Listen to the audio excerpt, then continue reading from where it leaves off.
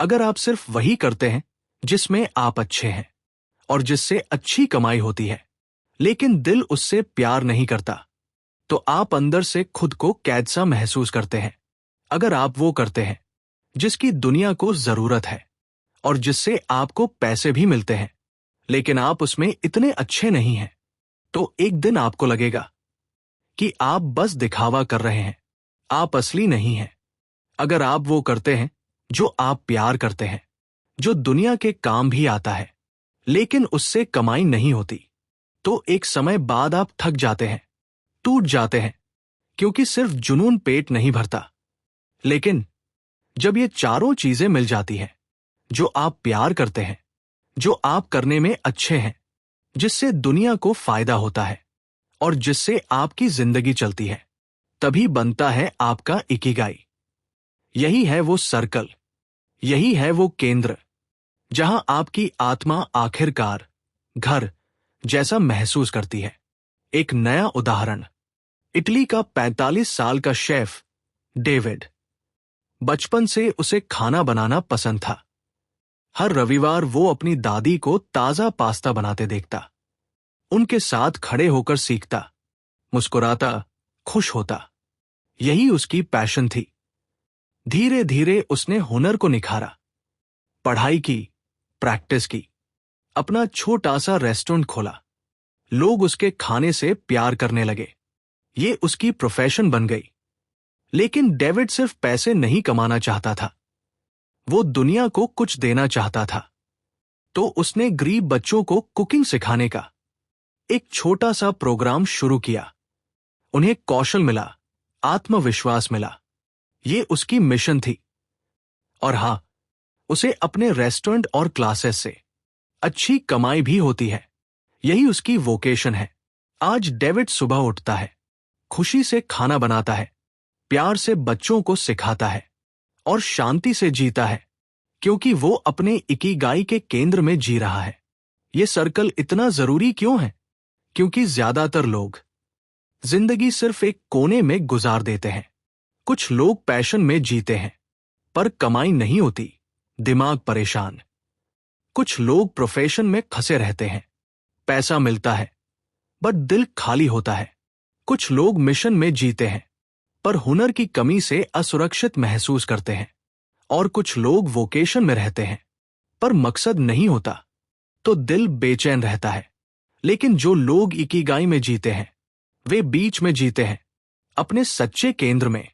इसीलिए जापान के बुजुर्ग 90-100 की उम्र में भी सुबह उठते हैं, गार्डनिंग करते हैं, चलते हैं, सिखाते हैं, हंसते हैं, जीते हैं, क्योंकि उन्होंने जीने की वजह ढूंढ ली है। इकिगाई सिर्फ एक सर्कल नहीं, एक दर्पण है जो दिखाता है कि आप कौन हैं और आपको क्या बनना चाहिए। अब चलते हैं अगले हिस्से पर। अब जब आपने इकिगाई के इस सर्कल को समझ लिया, तो अब समय है और गहराई में जाने का। पार्ट 3, अपना इकिगाई कैसे ढूंढे, यही है असली सवाल। क्योंकि फॉलो योर पैशन कहना आसान है, लेकिन अपनी सच्ची पैशन पहचानना मुश्किल। इसलिए हम इसे धीरे धीरे, शांति से, प्यार से समझेंगे। स्टेप 1, बचपन की खुशियों को याद करो। उस समय को याद करो जब ना पैसा था, ना डर था, ना दबाव, सिर्फ सच्ची खुशी थी। तुम क्या करना पसंद करते थे? ड्राइंग, गाना, खेलना, किसी की मदद करना, चीजें बनाना। ये छोटी चीजें छोटे नहीं, यही बड़े जवाब छुपाती है। स्टेप 2, वो काम खोजो जिसमें समय गायब हो जाता है। वो पल जब घंटे मिनट बन जाते हैं, जब फोन देखने की जरूरत महसूस नहीं होती। यही होता है फ्लो, और फ्लो इकिगाई का संकेत है। स्टेप 3, उन तारीफों को सुनो जो लोग तुम्हें हमेशा देते हैं। कभी लोग हमारी ताकत हमसे पहले पहचान लेते हैं। लोग तुम्हें किस लिए धन्यवाद देते हैं, किस बात के लिए कहते हैं तुम इसमें कमाल हो। ये छोटी बातें नहीं, इन्हीं में तुम्हारा इकिगाई छुपा है। स्टेप 4, खोजो, फैसला मत करो। इकिगाई अचानक एक दिन नहीं मिलता, ये धीरे धीरे सामने आता है। नई चीजें आजमाओ, कुछ काम मुफ्त में करो, किसी की मदद करो, एक छोटा प्रोजेक्ट शुरू करो और धीरे धीरे इकिगाई खुद सामने आता है। स्टेप 5, परफेक्ट टाइम का इंतजार मत करो। इकिगाई सोचते रहने से नहीं मिलता, कदम बढ़ाने से मिलता है। एक छोटा कदम रोज, बस इतना काफी है। आज की इस वीडियो में आप सिर्फ एक किताब का सारांश नहीं सुनने वाले, बल्कि एक ऐसा विचार समझने वाले हैं जो आपकी पूरी जिंदगी की दिशा बदल सकता है। आज आप कोई टिप्स या ट्रिक्स नहीं सुनेंगे। आज आप सुनेंगे जीवन का असली अर्थ, एक ऐसा राज जिसे दुनिया के लाखों लोग खोज रहे हैं, और हो सकता है आप भी। अगर मैं आपसे कहूं कि एक जापानी शब्द है जो खुशहाल, शांत और अर्थपूर्ण जीवन जीने की कुंजी है, क्या आप इस रहस्य को जानना चाहेंगे? उस शब्द का नाम है इकिगाई। इकिगाई इकिगाई क्या है? इकिगाई का मतलब है जीने का कारण, सुबह मुस्कुराकर उठने की वजह, वह काम जो दिल को सुकून दे, वो एहसास जब आप कहें, हां, यही है मेरा रास्ता, यही है मेरा जीवन। इकिगाई बताता है कि जिंदगी सिर्फ कमाने के लिए नहीं, सिर्फ भागने के लिए नहीं, सिर्फ जीने के लिए भी नहीं, बल्कि महसूस करने के लिए है, अर्थ के साथ जीने के लिए है। एक कहानी जो जिंदगी बदल देती है। एक जापानी महिला कोमा में चली गई, शरीर जिंदा पर दिमाग कहीं और। वह कहती है कि उसने एक सफेद, शांत जगह देखी जहां उसे एक आवाज सुनाई दी, तुम कौन हो? उसने कहा, मैं मां हूं। आवाज बोली, ये तुम्हारी भूमिका है। उसने कहा, मैं टीचर हूं। आवाज बोली, ये तुम्हारा पेशा है। उसने कहा, मैं जापानी हूं। मैं स्त्री हूं।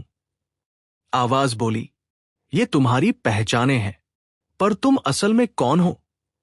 और फिर उसे एहसास हुआ, जिंदगी भर वह सिर्फ भूमिकाएं निभाती रही, पर खुद को कभी नहीं जाना। इसी जागृति ने उसे इकिगाई ढूंढने की तरफ धकेला। और यही सवाल हर इंसान को खुद से पूछना चाहिए, मैं असल में कौन हूं? मैं क्यों हूं? इकिगाई के 4 सवाल जो जीवन बदल देते हैं। इकिगाई 4 बड़े सवालों पर खड़ा है। अगर आप इन्हें ईमानदारी से समझ लें तो आपकी दिशा साफ हो जाती है। 1, आप क्या प्यार करते हैं?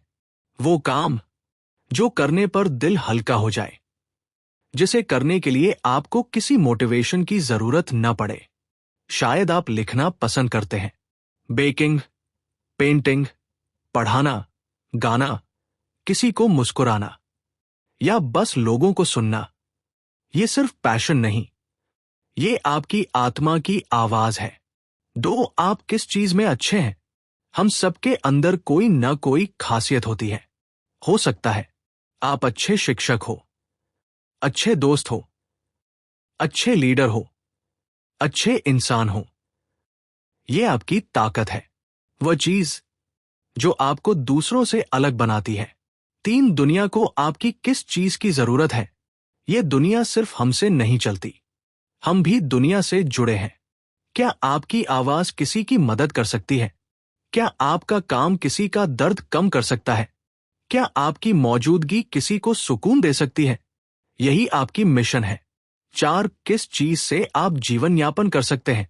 सच्चाई ये है, जीवन को चलाने के लिए स्थिरता चाहिए। इकिगाई सिखाता है, पैसा बुरा नहीं है, लेकिन पूरा जीवन सिर्फ पैसे का नहीं है।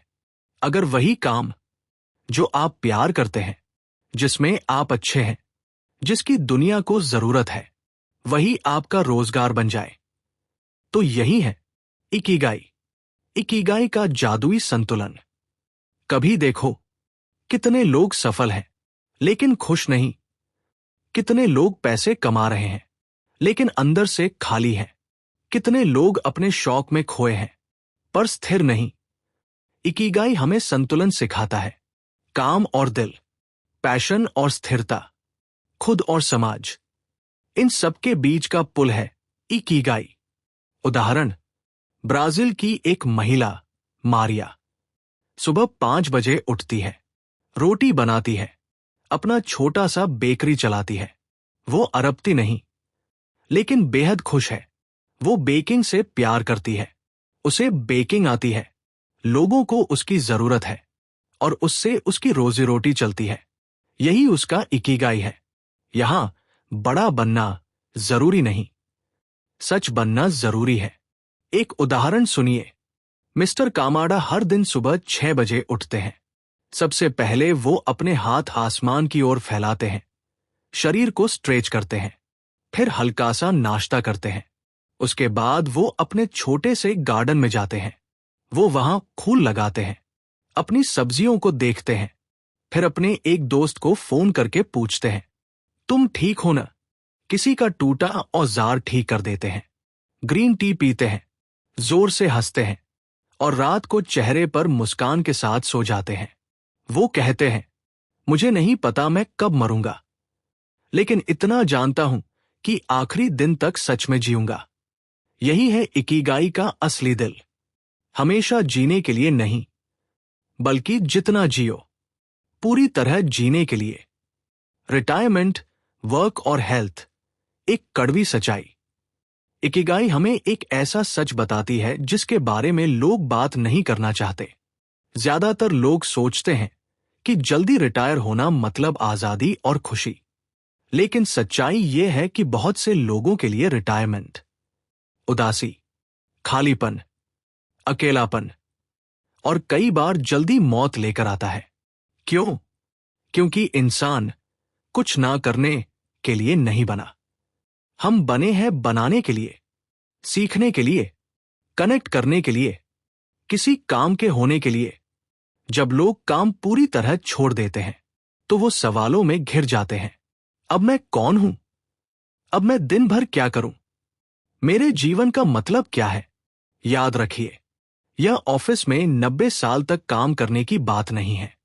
यह कभी भी उद्देश्य से रिटायर न होने की बात है। एक सच्ची कहानी। टोमोको नाम की महिला 87 साल की 60 साल तक कपड़े सीती रही। 72 पर रिटायर हुई, लेकिन 1 साल बाद ही वो उदास रहने लगी, बेचैन और बेकार महसूस करने लगी। एक सुबह उन्होंने अपने पुराने सिलाई मशीन को देखा।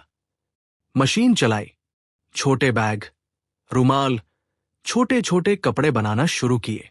वो उन्हें बाजार में मुफ्त देने लगी। लोग मुस्कुराए, गले लगाया, धन्यवाद कहा और आज 87 साल की उम्र में भी टोमो को रोज सिलती है। पैसे के लिए नहीं, दिल के लिए। वो कहती है, जब मैं सिलती हूं मैं फिर से जवान महसूस करती हूं। मेरे हाथ याद करते हैं, मेरा दिमाग शांत हो जाता है और मेरा दिल जिंदा हो जाता है। टोमो को नौकरी पर नहीं लौटीन, वो अपने इकिगाई पर लौटीन। काम दुश्मन नहीं है, बेमतलब काम दुश्मन है। आप 40 साल नफरत वाला काम करके और फिर पूरी उम्र सोफे पर बैठने के लिए नहीं बने। आप बने हैं कुछ ऐसा करने के लिए जो मायने रखे, चाहे 10 मिनट ही सही, चाहे छोटी सी मदद, चाहे छोटा सा निर्माण। यही आपको जिंदा रखता है, यही आपको ठीक करता है, यही आपको बढ़ाता है। फ्लो, वो खूबसूरत हल्का सा जादू। इकिगाई हमें एक और जादुई चीज सिखाता है, फ्लो। फ्लो क्या है? जब आप किसी काम में इतने डूब जाते हो कि समय भूल जाते हो, टेंशन भूल जाते हो, थकान महसूस नहीं होती, आप बस जिंदा महसूस करते हो। फ्लो बड़े कामों से नहीं आता, यह पूरे दिल से किए गए छोटे कामों से आता है।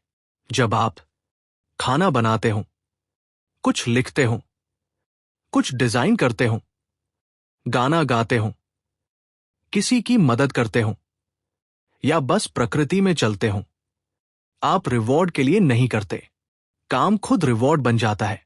एक और कहानी।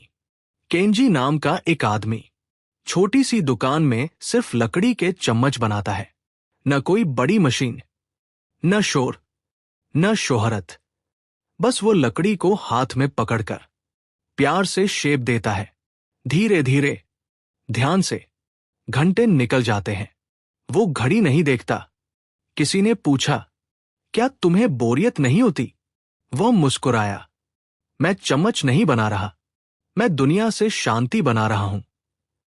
यही है फ्लो।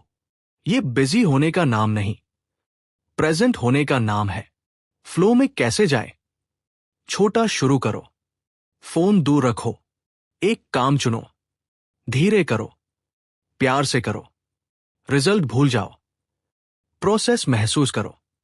आज दुनिया डिस्ट्रैक्शन से भरी है, लेकिन फ्लो आपको वापस आपकी आत्मा तक ले आता है।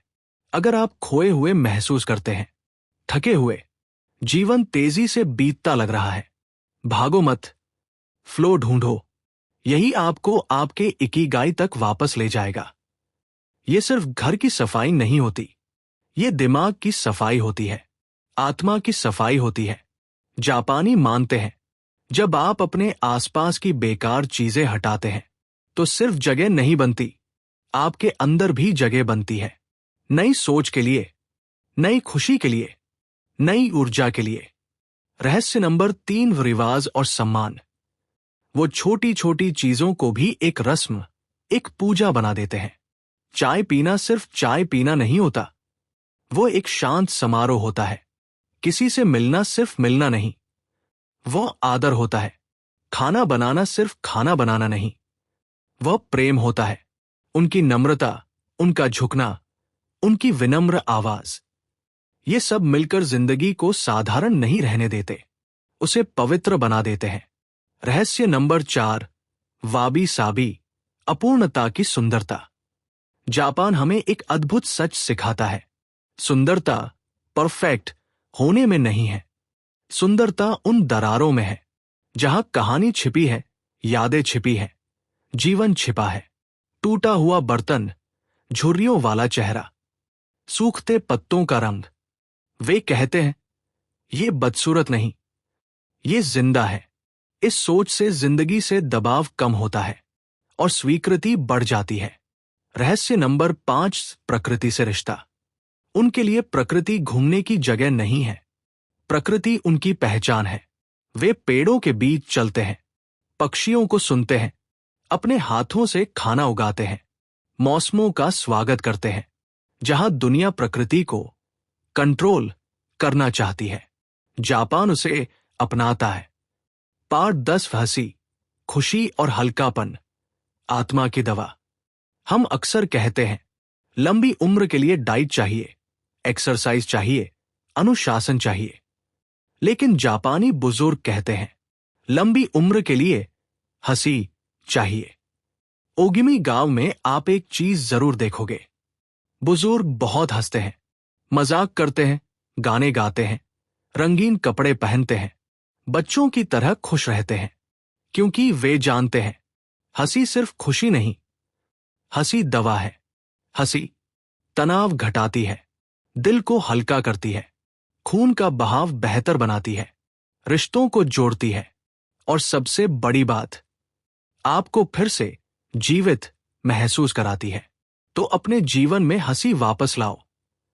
खुद पर हंसो, गलतियों पर हंसो, ऐसे लोगों के साथ रहो जो दिल हल्का करते हैं, क्योंकि जब जिंदगी कठिन हो तभी हंसना सबसे ज्यादा जरूरी होता है। पार्ट 11, जिंदगी के गहरे पाठ। अगर इस पूरी यात्रा से कुछ सीखना है तो बस ये, आप दुख सहने के लिए पैदा नहीं हुए, आप जीने के लिए पैदा हुए हैं। जिंदगी सिर्फ क्या करते हो नहीं, जिंदगी क्यों करते हो, आप कितने बड़े काम करते हो, उससे फर्क नहीं पड़ता, आप कितने सच्चे दिल से करते हो, यही मायने रखता है। आप बूढ़े नहीं होते जब उम्र बढ़ती है, आप बूढ़े होते हैं जब उम्मीद खत्म हो जाती है, और जब तक दिल में चाह बाकी है, जिंदगी बाकी है। पार्ट 12, इकिगाई आपके अंदर पहले से है। इकिगाई कोई बाहर मिलने वाली चीज नहीं है, ये पहले से आपके भीतर है। आपका वो कारण जिसके लिए आप सुबह आंख खोलते हैं, चाहे छोटा हो, शांत हो, दुनिया देखे या ना देखे, पर वो आपका है, और वही आपका इकिगाई है। जापानी बुजुर्ग कहते हैं, जिज्ञासु रहो, दयालु रहो, जुड़े रहो और हर दिन के लिए कुछ ना कुछ रखने की वजह रखो। बस वही जिंदगी है, वही खुशी है, वही इकिगाई है।